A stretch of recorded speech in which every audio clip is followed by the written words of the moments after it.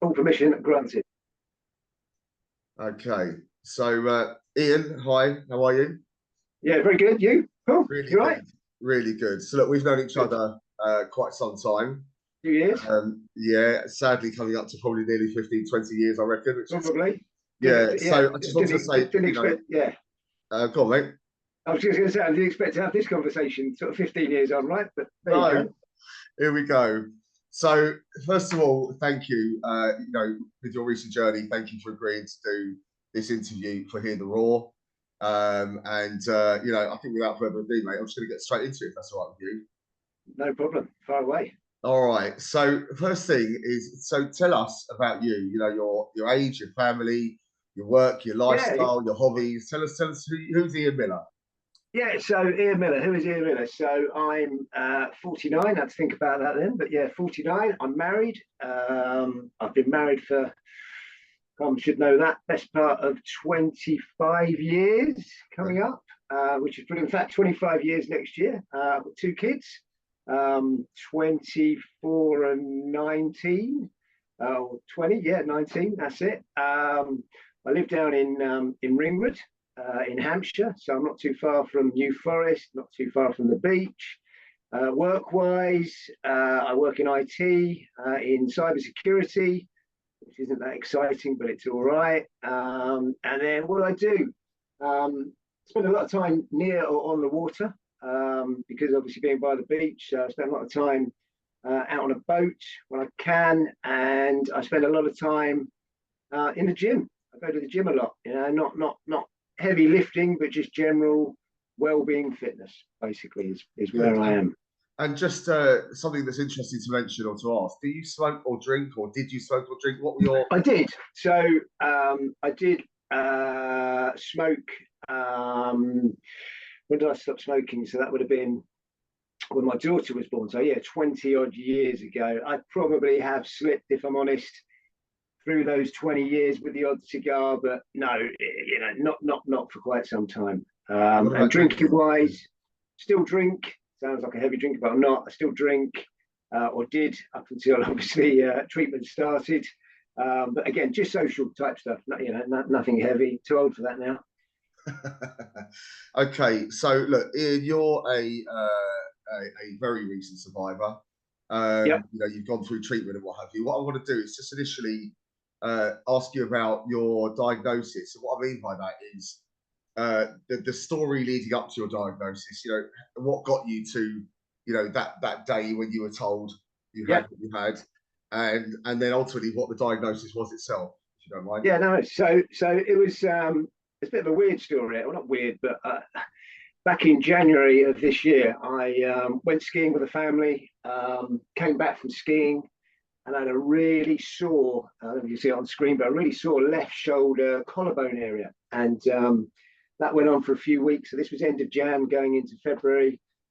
Typical, I guess, typical bloke in that respect. Thought it'll go away, it'll be fine. A few more weeks went on, and it was really sore. And then through work, I was doing quite a lot of travelling in the car, and I was coming back from Manchester towards the end of February, or sort of mid to end of February, and I was driving back down the motorway, and my shoulder was absolutely killing me. And with my right hand, I put it across the side of my left side of my sort of collarbone neck, and I was rubbing it because it was just sore, and I noticed a lump, and I was like, "Oh, a bit odd." And had my boss with me in the car, and said to him, "Oh, I've got a lump there." And again, typical guys, be all right, it's nothing. And I'm like, no, I'm going to get it. I'm going to get it checked. So the very next morning, I contacted my doctor, booked an appointment with the doctor, who actually saw me same day, which was great. So straight down to the doctor. He had an examination, had a bit of a feel, had a look, looked in my mouth, looked at, my neck, had a bit of a feel around, and just said at that point, I think it's just some kind of swollen lymph gland. Nothing to really worry about, should be fine. But what we'll do, Mr. Miller, we'll get you checked out at the hospital, we'll do an ultrasound scan. So a couple of weeks then passed by, down to Bournemouth Hospital here for an ultrasound scan, did the scan, another couple of weeks went by, got a letter from the doctor to say that I needed to then go and see a consultant at Poole Hospital, But don't worry, it's all good. You're going to go into the cancer ward, but don't panic. It's all good. Probably still just, lymph gland type stuff, but you need to go down. And so there I went. So that was then, we've rolled on to now the 28th of March.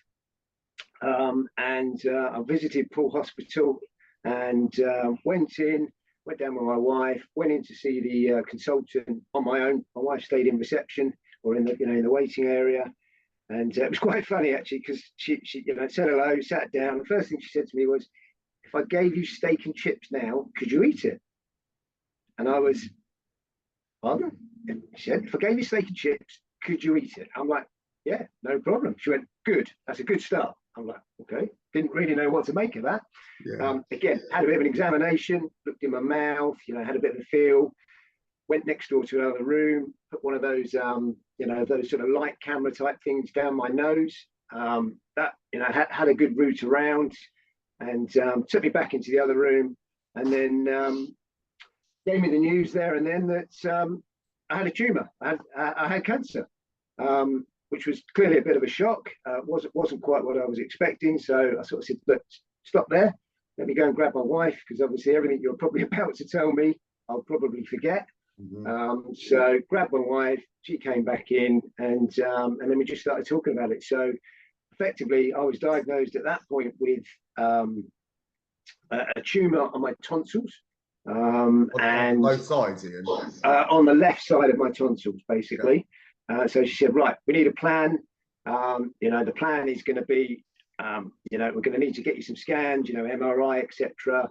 And then, very likely, based on what we see on those scans, you're going to need to start some treatment. And that treatment is normally, for what we're seeing here and what we know at the moment, is normally a 6-week period of radiotherapy, a bit of chemotherapy, and then a possibility of some surgery at the end. But we won't know until, a bit further down the line." So that was it. 28th of March. That was diagnosis day, basically. And was it just your tonsils, or was it anywhere else? So at that point, what was the lump on your neck, on your shoulder? That's what. So that actually has nothing to do with what the cancer is, weirdly. Oh, funny. Right. And I'll kind of come to that. So anyway, so that was the 28th. Left the hospital in, as we all do in this situation, in complete shock. What's happening, and got put in the process of, right, I've got to have a CT scan, got to have an MRI scan. So, went to do those. Out the back of those scans, it was then confirmed that I had a spread. The cancer had spread not just from my tonsils, it had gone to a single lymph node in the left side of my neck, just under my ear here. So At that point, it was confirmed that it was nowhere else, but simply left side of my tonsils and one single lymph node. So she said, nothing's going to change in terms of our plan. It will still be a 6-week treatment plan, radiotherapy 30 days, 2 sets of chemotherapy. But she goes, we've got a lot of work to do and a lot of planning to do before we start that. So be prepared. And that's it. Right. And that's so that's a great link you've given me to move on, actually. It's being prepared. Yeah. I remember the day I was told, and I had obviously a lot of surgery, and I was told they're going to my leg and taking this out and that out and drilling my skull out and all this stuff. A lot to take in, but preparation was the mode I went into straight away when I came out. Now, I've had cancer before when I was 21, and I think I had from that some hindsight, really, if you like, or some experience to know that I could be better prepared this time. And so in terms of preparation, but before we come on to that moment you were told, are you okay to tell us what you were hit with? You've got cancer. Yeah. What went through your head? How did you feel? What mode did you go into? It was a bit, and again, obviously everybody's a bit different, aren't they? But it was a bit surreal, I guess. I kind of felt like it, everything around me kind of slowed down. And we walked out the hospital together. This is myself and my wife, and my daughter was actually, she'd driven us there. So she was in the car park, and I'm like, oh no, that's the first person I'm going to see in a minute is my daughter. So we had a walk there. And funny enough, actually, the very first person I then contacted on the way to the car was actually my boss from where I work. And the reason for that is that I knew his father was in and had been in a very similar situation. And so I gave him a call. I don't quite know why I called him, but I just called him and we had a quick chat, five or so minutes. Did get a bit teary, I will say, but that was how I was. And we then headed to the car and got in the car. Told my daughter we were quite straight, and we've got quite a straight family where we are. Right, we do say it how it is. We're quite resilient in that respect. Mm-hmm. And so we told my daughter. She was great. I guess she reacted how I expected her to react. She was just like, fine, right, what do we now do, Dad? What's the plan? So she was very kind of like, right, what are we doing next? And then I headed to my parents because my parents knew I was heading to the hospital. So I thought, well, I don't want to call them, I can't text them or anything like that. That's not the damn thing. So headed around to see my mum and dad, which was tough. That was the hardest bit. I think as much as I had pain and tears and all sorts, I think that was the hardest bit of this process, was walking into their house and saying, Mum, Dad, I've got cancer. And that was quite upsetting for all parties, let's say. Yeah. Okay. I was obviously with you throughout your journey, and this is why, in particular, I wanted to have this interview with you, because the truth is, from my point of view, you absolutely smashed it, and I think every lesson can be learned from everybody's journey through treatment and what have you. And radiotherapy, as you know, is not a friendly process in many ways. No. Skin and body, and people can learn from other people who've had terrible journeys, and but I think also what you're able to do is give some real inspiration to people that there are many people that do struggle, a small percentage that don't. You had your struggles, and we'll come on to those.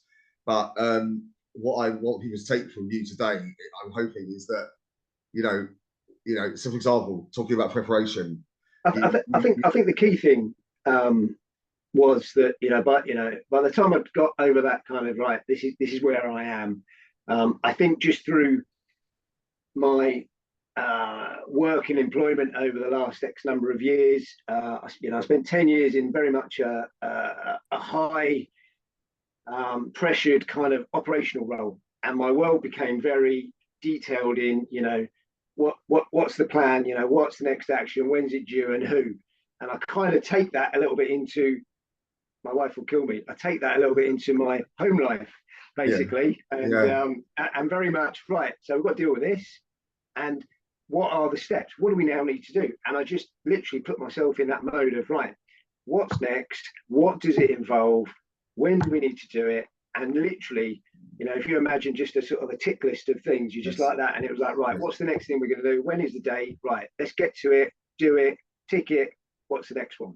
And I just took that kind of, I guess, project type world into my private world, I guess. And just, that's how I coped with it. It was just purely get to the next bit, get to the next bit, get to the next bit. Okay, so on that, in terms of before your treatment started on what date? My treatment started on the 5th of June. So bearing in mind, I was essentially diagnosed first off on the 28th of March. Yeah. So we've got April, May, and then it just into June there. So we had sort of two and a bit months from point of being told to the point of starting the treatment. So I guess, like all of us, I got quite eager to get on, just wanted to get on. Right, when are we doing it? When are we doing it?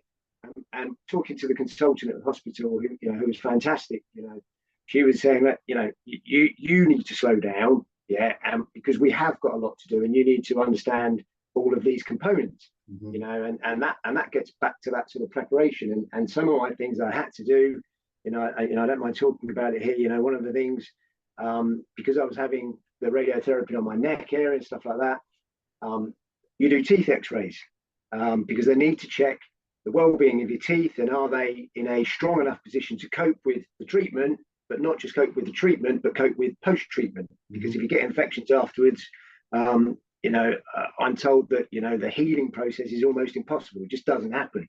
You really struggle because of the the intensity of the radiotherapy. So one of the things that I did was have a an X-ray of my teeth, back into the hospital, sat down with the doctor there, and first thing he said to me, he said, "You need to take all your teeth out. We've got to take all your teeth out."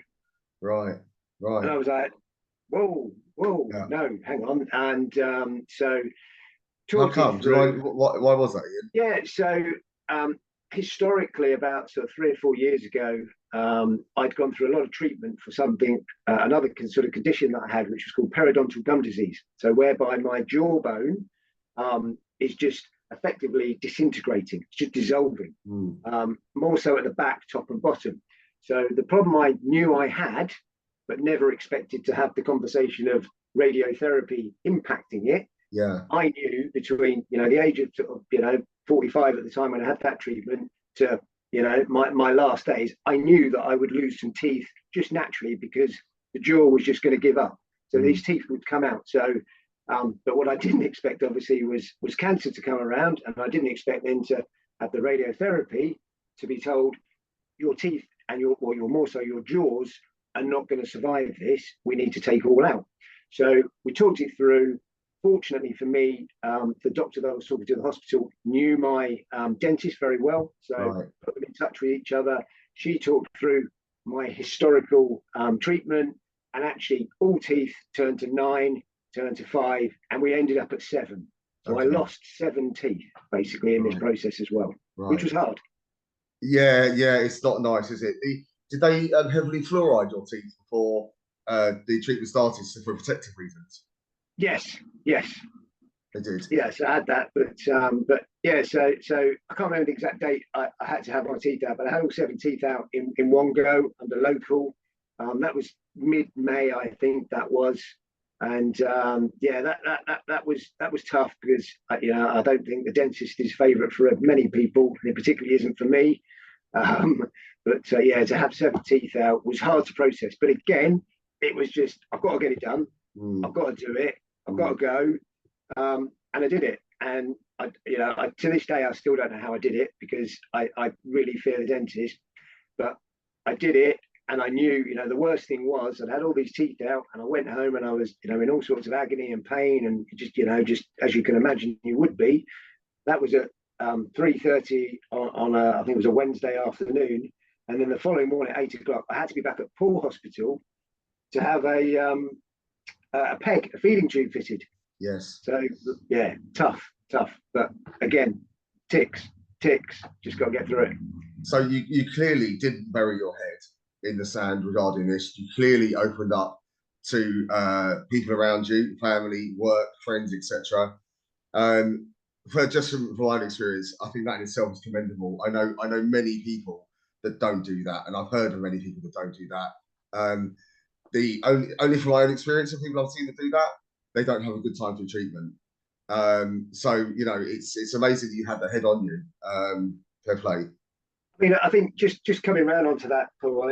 I think you helped massively on that because I know when we talked, quite I can't remember exactly when we chatted. Pre my treatment, obviously, but I can't remember exactly when it was. But I remember you saying, talk to people, tell people, yeah, and it will help you process it. And actually, I did, and I wasn't ashamed to talk about it. But you talked about it. It's where it is, what I've got. And going even into, taking it into work and joining customer meetings, I was happy for my colleagues to tell the audience that, that's where I was. It wasn't, I didn't find it embarrassing. It was like, this is it, guys. So actually, over the next few months, you're going to see me in and out. You're going to see me probably not look like I look now. You're going to see me in bad ways, good ways, or whatever. But it just helped deal with it because people then give you, that little bit of encouragement. No, you're going to be fine. It's going to be good, and it all helped. So that was that was down to you. Good. So, in the interest of keeping this interview not too long, can you just summarise the stages for you of your treatment and what you faced in terms of side effects? Just go. So you had 6 weeks. Week 1, week 2, up to week 6. Just quickly summarise what you went through in terms of the journey. Yeah, no worries. So I guess week one, you start the treatment. You listen to people talk about it, but you don't quite know what to expect, right? You think you do and stuff. So week one, the first couple of days was quite tough, or very tough. I guess more so because I'm quite claustrophobic, and because of the treatment I was having, I had to use the face mask thing that sort of pins you to the bed by the radiotherapy machine, which obviously I know you're familiar with. So the first couple of days was hard because I was quite scared about that bit, but I was also quite scared about the process. Mm-hmm. But the nurses and staff are brilliant. And once I got over probably day two, walking into day three, I was like, right, fine, let's do this. And actually, again, it went back to I just want to get to Friday, because I know Friday is tick, 1 week done. And if I look back at my messages, probably to my mum, actually, believe it or not, if I look there now, I would see probably those continual, right, mum, done, another one done. And my mum was replying in that, right, tick that off, Ian, right, tick that off. And we all got into that kind of mode. So week one was good in that sense, as best it can be. Week two was very similar. I kind of probably got to the end of week two and probably was a little bit, this is quite easy, actually. This is all right. Yeah. Week three came round, and things, did sort of, crank up a little bit in terms of, how I was starting to feel. Mm-hmm. And towards the end of that week three, it hit me hard. It did. And, I was in, I don't know if it's pain is the right word, really, but it was just, I guess it was just the feel going through your body of the radiotherapy. But I'd also had in, what was that, the end of week two, I'd also had one set of chemo. So I think, going into, out the back of the first set of chemo at the end of week two into week three, that was kind of building up in my body and my system. The radiotherapy was building up, and I felt, pretty lousy at the end of week three, almost to the point of bedridden. Bearing in mind, I was, through choice, still working as well. I know you told me not to, but, didn't listen. But, I was still working, but I was resting at the right times. But it hit me hard as probably the end of week three. Over that sort of weekend, I was in a lot of pain. So again, your advice was, everything that they've suggested you take it. Just do it. Listen, don't try and be a hero or whatever. Take the medicine and the drugs to get you through. That's what it's there for. So got through that in terms of week three. Week four improved quite a bit, but then we went back into chemo. Right. And luckily for me, the second set of chemo was nowhere near as impacting in terms of side effects as the first set of chemo. So the first chemo I had was a different drug they used to what they used on the second one. And I had a few issues on the first one in terms of tinnitus and just generally feeling sick and stuff like that. So I fed that back to the nurses. We've got just a few minutes, by the way. We've got just so we can keep on target. We've got just under 10 minutes. And I've got a few more questions, just to not to hurry you along, but just to hurry you along. Yeah, that's fine. So second lot of chemo, much better, different drug, right? So I was fine. So I got through that. That was week five, into week five, and then just naturally, I think, like all of us, week five and week six, everything's building up inside your system, and you've almost, I felt it was almost like waves just going through me, just like this waves of stuff happening in your body. Mm-hmm. Clearly it's helping you, but at the time you think, what is this thing doing to me? Why is it doing this? Mm-hmm. And I guess other side effects was build up of saliva and stuff like that, which I know you talked to me and helped me on quite a bit in terms of what to do and how to deal with that, and different things to take and swallow and all sorts of things. But that's probably it, all the way up to kind of week six, and then followed by a couple of weeks rest. I took 2 weeks off from work. The first week of that, pretty much bedridden all week. Yeah, I'm honest with you, just resting and sleeping and resting and sleeping. And bearing in mind, from probably the end of week one, I hadn't been able to eat, so everything was going through a feeding tube into my stomach. And then second week of my holiday, started thinking, almost like something just clicked. Oh, actually, I don't feel too bad now. And the latter part of that week, much better place. My skin was healing because that was all broken towards the end of the treatment, and the week after that had all healed up. So that made me feel better because I'd actually look in the mirror and think, you know what, I actually look like I used to look. And then back to work, and that was it. And I guess here we are now. You've had an amazingly quick recovery from your treatment. I think I've never heard anything like it. It sounds, of what you were telling me, I think you had a 2-week recovery where you were, like I said, bedridden week 1, not great week 2, but kind of week 3. Hello, life, here I am. Started eating again shortly after that. You could swallow again, if I'm not mistaken.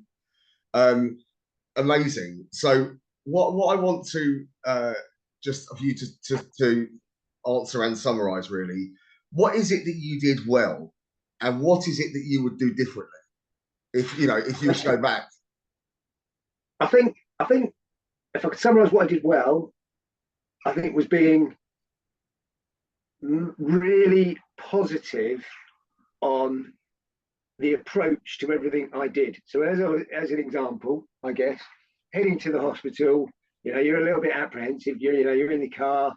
My daughter, bless her, took me pretty much to every treatment I had, and some days felt a bit ropey, but once I got there, I made sure that I walked in, and I was kind of head held high, bit of humour, almost a bit of fun, and made sure that when I walked into that waiting room, and I think we talked about it, I expected it to be quite down and a bit kind of whatever. It wasn't. It was the complete opposite. So I joined in and made sure that we walked in, and we had a morning or afternoon, whatever, and there were a few jokes going around, and I just made sure that I just every time I went, I thought, if I don't do this in a positive approach, I'm going to struggle.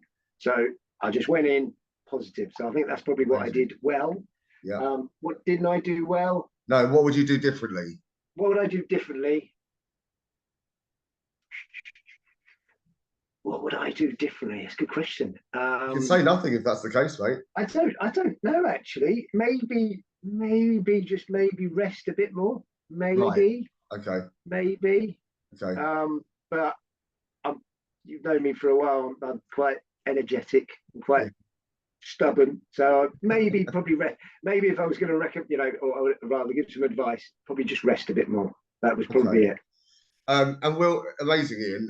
Thank you, by the way. I just let's wrap it up with, what have you learned from this recent experience? So I'm talking about yourself, about others. We've got 5.5 minutes, so just if you could take a few minutes on this, about others, about yourself, about your family. What have you learned? What's your takeaways from this? Your life takeaways? It's very early probably to ask you that, but what would you say? I guess what have I learned? I've learned, and I probably should have known it, but I guess we all go in that kind of zone, don't we? That I have an immense amount of great family and friends around me that are really, there to support you. No end of different messages and help and support. From people I'd maybe not spoken to for years, even that just through the grapevine had heard about it, and they're in contact, and you could tell it was genuine wanting to help, as opposed to I'm just going to send a message because it feels like I've got to send a message. It was genuine stuff. So I guess I've learned that actually my friend circle, including people I work with, is probably more what's the word I'm looking for, Paul, help me, it's kind of a stronger circle than I probably thought it was, if that makes sense. Amazing. And anything else? Well, I don't know. No, I don't know really. Probably just that, and I guess what I learned, not to be frightened. That's probably another thing in some ways. I guess not to be frightened, because outside of that friend circle and work and whatnot, but even if you get to the hospital, as an example, those staff are brilliant. Clearly I can't talk for every hospital. I can talk from my experience, and I couldn't fault every single person I spoke to at the hospital. Every person I had to have some kind of dealings with in terms of either conversation or fitting my mask or whatever it was. They were fantastic. Yeah, fantastic. Amazing. So, okay, just to wrap it up then. So if you need a few seconds to think about this, it's a bit of an on-top question, I think, to ask. But what would be your 1 or 2 golden nuggets that I said to you when you get through this, I'm gonna interview you, put this on here, the Raw, and I said, your job then becomes like mine to help other people in the cancer world, whoever those people are. If you can, what are your 1 or 2 golden nuggets that if there's nothing else you could suggest, advise, recommend, what would they be? I guess we've sort of touched on some of those points already in a way, but it goes back to that planning, or the approach, I guess, in terms of, and it's probably hard because everybody's a little bit different, aren't they? But I think, that the golden nugget is, break down this massive, big, scary thing into lots of still scary, but lots of small, scary things, and just work through them, in that methodical way, and just tick them off. And then once you tick them off, be proud you ticked them off, and move on to the next one. It's gone, it's done. Move on to the next one. It's gone, it's done. Probably that. Probably. I completely agree, and I did a podcast myself about exactly that. I called it the London to Aberdeen journey, and so initially go from London to Leicester, Leicester to Nottingham, etc., etc., with the end goal, to Aberdeen, if you like, being the PET scan at the end. Look, Ian, amazing. Thank you very much. I'll wrap it up. No problem. It's been good. Yeah, really good. I'll speak to you, and just amazingly well done. A big love. Good man. Brilliant. Thanks, Paul. Thanks very much, Ian. Take care. Later, mate. All right. Keep doing well. Take care. Bye-bye.